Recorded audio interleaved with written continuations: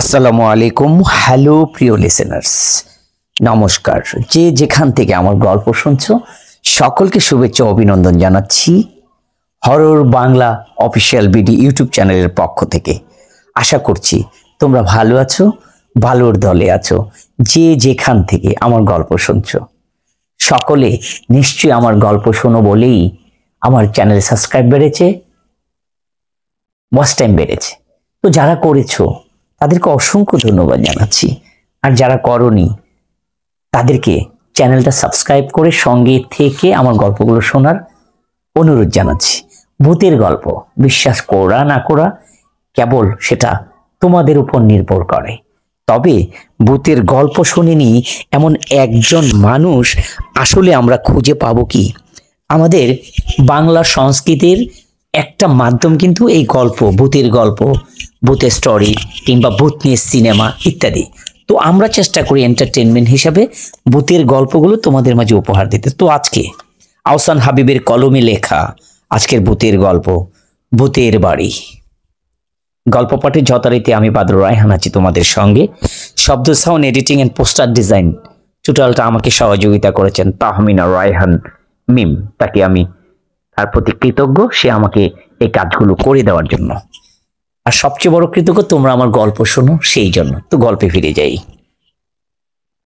ওই যে বাড়িটা, আমি তাকিয়ে দেখি চারদিকে ক্ষেত খামার জঙ্গলের মাঝে হঠাৎ একটা সাদা দোতলো বাড়ি দাঁড়িয়ে আছে।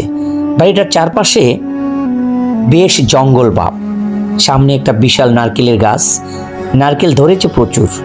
নারকেল পাড়ার লোক নেই, হয়তো ভূতের বাড়ি বলে কেউ ভয়ে নারকেল পাড়তেও আসে না। তাহলে এটাই তোমাদের সেই বিখ্যাত ভূতুরে বাড়ি? তাহলে চলো ভিতরে যাই। না, আপনি যান, সেদিকে তুমি যাবে না। যে না, আমার যাওয়া নিষেধ আছে বলে সে আমাকে কিছু বলার সুযোগ না দিয়ে ছুটে বেরিয়ে গেল। মানে একরকম পালিয়ে যাওয়ার মতো। কি আর করা, আমি একাই রওনা হলাম বাড়িটার দিকে। তখন সময় কত হবে? বিকেল 4টা, 4:30। আমি আসলে দেখছি একটা ভূতুরের ইন্টারভিউ নিতে। বউ খোঁজ খবর করে এই ভূতুরের বাড়ির সন্ধান পাওয়া গিয়েছে। তাই ভাবলাম দেখি ভূতুরের কোনো ইন্টারভিউ নেওয়া যায় কিনা। স্থানীয় লোকজনেরা বলেছে এই বাড়িতে কম হলেও 1 ডজন ভূত থাকে। 1 ডজন ভূতের কোনো দরকার নেই আমার দরকার একমাত্র একজন ভূতের, যে আমাকে ছোটখাটো একটা ইন্টারভিউ দেবে, যেটা আমি আমার পত্রিকা বিভাগীয় সম্পাদক হাতে দিয়ে বলবো এই আপনার ভূতের ইন্টারভিউ। আজকাল দেশে প্রায় প্রতিদিন একটি করে নতুন দৈনিক কাগজ বেরোচ্ছে, কাজেই নিত্য নতুন লেখা কোথায়? কোথাও তো নিত্য নতুন নেই। তাই বহু ভেবেচিন্তে এই ভূতের ইন্টারভিউ পাতায় দায়িত্ব ভার কাঁধে নিলাম। অবশ্য ভূত আঙ্কেল যদি ইন্টারভিউটা দিতে বাধ্য হন। বাড়িটা খুব পুরনো বলা যাবে না। এই বাড়ির পূর্বের ইতিহাস হচ্ছে, এই গ্রামের একজন ধনী লোক ছিল যিনি দীর্ঘদিন প্রবাসে ছিলেন। হঠাৎ গ্রামে বেড়াতে এসে এই বাড়িটি তৈরি করেছিলেন, নেহাত শখেই বলা যায়। তারপর হঠাৎ একদিন ভদ্রলোক নিখোঁজ হয়ে যান। গ্রামের লোকজন একদিন তাকে খুঁজতে এসে দেখে তিনি মরে পড়ে আছেন। তার পাশে লাশের মধ্যে পচন ধরেছে, চারদিকে দুর্গন্ধ। সেই থেকে বাড়িটার নাম হয়ে যায় ভূতুরে বাড়ি। আমি মনে করেছিলাম আমি নিজেই যথেষ্ট সাহসী, ভূত বিশ্বাস করি, তবে ভয় পাই না।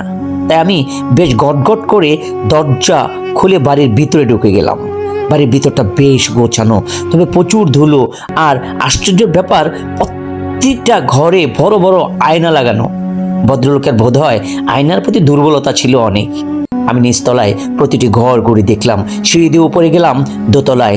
দোতলা মাত্র 2টি ঘর, একটি বাথরুম আর বড় একটা ছাদ, ওলা বারান্দা। আবার নিচে নেমে এলাম। এই ঘরে ওগর ঘরের সঙ্গে মিনিট 5 ঘুরলাম। তারপর চিৎকার করলাম, হ্যালো মিস্টার প্যাট, আমি দৈনিক দিনের খবর পত্রিকা থেকে এসেছি। আপনার একটা ইন্টারভিউ দরকার। না, ভূত কোনো ধরনের সিস্টেম পেলাম না তার আর ইন্টারভিউ নিতে।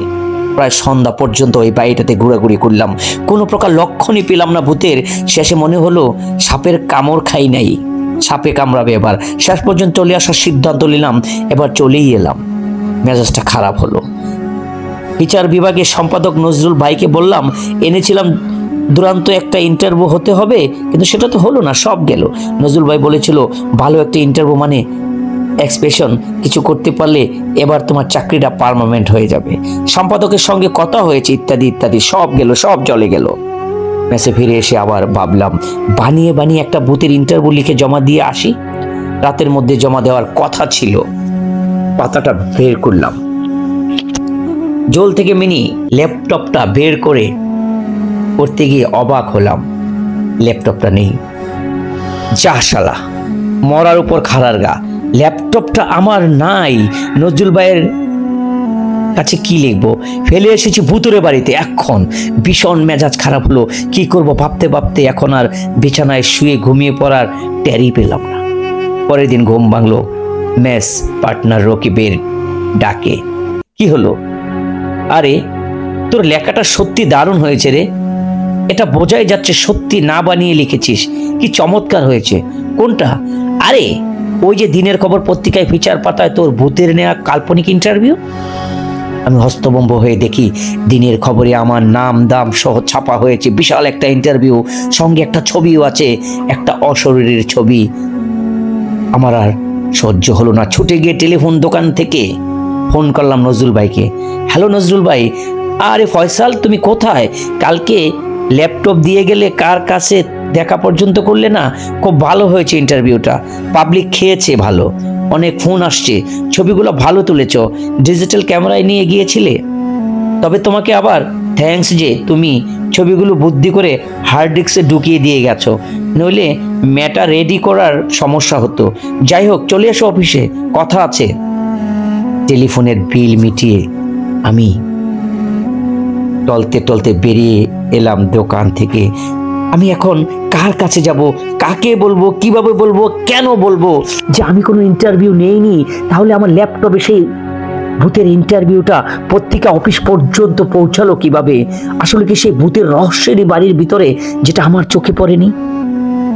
আমার মনে কৌতূহল জাগলো, যদি আমার লেখাটা এভাবে ছাপা হয়ে থাকে তাহলে সত্যি সত্যি সেই ভূতের বাড়িতে আমি রাতেও অপেক্ষা করব, আমি ভূত দেখব এবং ভূতের ইন্টারভিউ নেব। সে ভেবে একদিন আমি সত্যি যাওয়ার উপক্রম করলাম। যাব কি যাব না, যাব কি যাব না করতেছিলাম। হঠাৎ সত্যিকার অর্থে একদিন সেই ভূতের বাড়িতে আমি গিয়ে উঠলাম। সন্ধ্যা তখন প্রায় 6টা।